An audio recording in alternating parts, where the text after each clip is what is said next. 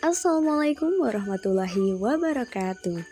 Halo teman-teman, perkenalkan nama saya Tri Utami, NIM 222-1010-921, Prodi Tadris Ilmu Pengetahuan Sosial, Universitas Islam Negeri Kiai Haji Ahmad Siddiq Jember. Di video kali ini, saya akan membahas materi tentang interaksi sosial untuk memenuhi tugas ujian akhir semester mata kuliah media pembelajaran. Yuk simak baik-baik videonya. Pada materi interaksi sosial ini ada 6 pokok-pokok pembahasan. Yang pertama adalah pengertian interaksi sosial. Yang kedua adalah syarat interaksi sosial. Yang ketiga adalah bentuk-bentuk interaksi sosial. Yang keempat adalah proses interaksi sosial. Yang kelima adalah faktor yang mempengaruhi interaksi sosial. Dan yang keenam adalah dampak interaksi sosial. Pembahasan yang pertama adalah apa itu interaksi sosial? Interaksi sosial adalah hubungan timbal balik antara dua atau lebih individu atau kelompok yang saling mempengaruhi dan membentuk perilaku sosial. Pembahasan yang kedua adalah apa saja syarat terjadinya interaksi sosial. Syarat terjadinya interaksi sosial itu ada dua. Yang pertama ada kontak sosial dan yang kedua ada komunikasi. Pada bagian kontak sosial terbagi menjadi dua jenis, yakni kontak sosial langsung dan yang kedua adalah kontak sosial tak langsung. Komunikasi merupakan proses penyampaian pesan atau informasi dari satu pihak ke pihak lainnya. Selanjutnya adalah bentuk-bentuk interaksi sosial. Bentuk-bentuk interaksi sosial ini ada 3. Yang pertama, asosiatif, yang kedua, disasosiatif, dan yang ketiga adalah akomodasi. Bentuk interaksi sosial yang pertama adalah asosiatif. Asosiatif merupakan bentuk interaksi sosial yang mengarah pada kesatuan. Di sini ada 3 contoh. Yang pertama, kerjasama. Kerjasama merupakan suatu usaha yang dilakukan bersama antara individu atau kelompok. Yang kedua adalah asimilasi. Asimilasi merupakan percampuran dua atau lebih kebudayaan berbeda yang melebur menjadi suatu kebudayaan yang baru. Yang ketiga adalah akulturasi.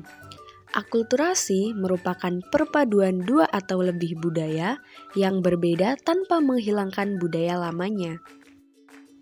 Bentuk interaksi sosial yang kedua adalah disasosiatif. Disasosiatif adalah jenis interaksi sosial yang lebih mengarah kepada perpecahan, baik antar individu maupun kelompok. Di sini ada 3 contoh. Yang pertama adalah persaingan.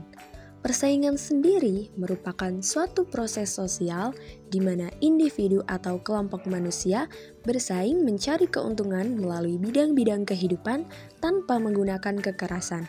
Contohnya seperti sepak bola. Yang kedua adalah kontravensi. Kontravensi merupakan suatu perasaan tidak suka yang disembunyikan. Contohnya seperti perasaan iri dan dengki. Yang ketiga adalah pertentangan atau konflik. Pertentangan atau konflik merupakan proses sosial yang dilakukan individu atau kelompok dalam mencapai tujuannya disertai dengan paksaan atau kekerasan. Bentuk interaksi sosial yang ketiga adalah akomodasi. Berbeda dengan kerjasama, kalau bentuk interaksi sosial akomodasi adalah jenis interaksi sosial yang berawal dari perselisihan. Iya, akomodasi adalah upaya yang dilakukan untuk menyelesaikan suatu pertikaian atau konflik oleh pihak-pihak yang bertikai. Di sini ada 3 contoh. Yang pertama ada koersi. Koersi merupakan bentuk akomodasi yang pelaksanaannya menggunakan paksaan, ancaman, tekanan, maupun kekerasan. Yang kedua adalah kompromi. Kompromi merupakan bentuk usaha dalam meredakan masalah yang terjadi antara dua belah pihak melalui pengurangan tuntutan. Yang ketiga adalah mediasi. Mediasi merupakan bentuk akomodasi yang dilakukan oleh pihak ketiga dan bersifat netral. Pembahasan yang selanjutnya adalah proses interaksi sosial. Di sini ada 3. Yang pertama ada sosialisasi, di mana individu belajar norma, nilai, dan peran sosial dari masyarakat. Sosialisasi juga membentuk kepribadian dan identitas sosial individu. Yang kedua adalah internalisasi. Internalisasi merupakan proses di mana individu mengintegrasikan norma dan nilai sosial ke dalam dirinya, sehingga menjadi bagian dari kepribadian. Yang ketiga adalah enkulturasi, yakni merupakan proses pembelajaran budaya oleh individu di mana mereka mengadopsi nilai-nilai dan praktik budaya mereka sendiri. Pembahasan yang kelima adalah faktor-faktor yang mempengaruhi interaksi sosial. Di sini terbagi menjadi 4. Yang pertama ada imitasi. Imitasi merupakan tindakan meniru perilaku, gaya, atau sikap orang lain. Contohnya seperti seorang anak yang meniru perilaku orang tuanya. Yang kedua ada sugesti. Sugesti merupakan proses di mana ide, perasaan, atau perilaku seseorang yang dipengaruhi oleh orang lain tanpa melalui proses logis atau kritis. Contohnya, seperti seorang anak yang menyukai makanan tertentu karena saran dari orang tua ataupun saran dari orang lain. Yang ketiga ada identifikasi. Identifikasi merupakan proses psikologis di mana individu mengasosiasikan dirinya dengan orang lain atau kelompok tertentu dan mengadopsi karakteristik, sikap, atau nilai dari orang atau kelompok tersebut. Contohnya, berperilaku seperti idolanya. Yang terakhir ada simpati. Simpati merupakan perasaan peduli dan memahami terhadap orang lain. Contohnya, ketika kita melihat teman sedih karena kehilangan seseorang, kita merasakan simpati dan juga memberikan dukungan kepada orang tersebut. Pembahasan yang terakhir adalah dampak dari adanya interaksi sosial. Yang pertama ada dampak positif.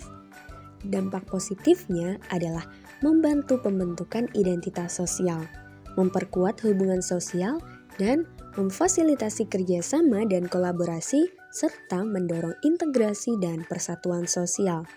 Dampak negatifnya adalah dapat menimbulkan konflik, diskriminasi, stereotip, dan marginalisasi kelompok tertentu. Sekian dari saya, semoga ilmunya bermanfaat dan terima kasih telah menyaksikan videonya sampai akhir. Wassalamualaikum warahmatullahi wabarakatuh.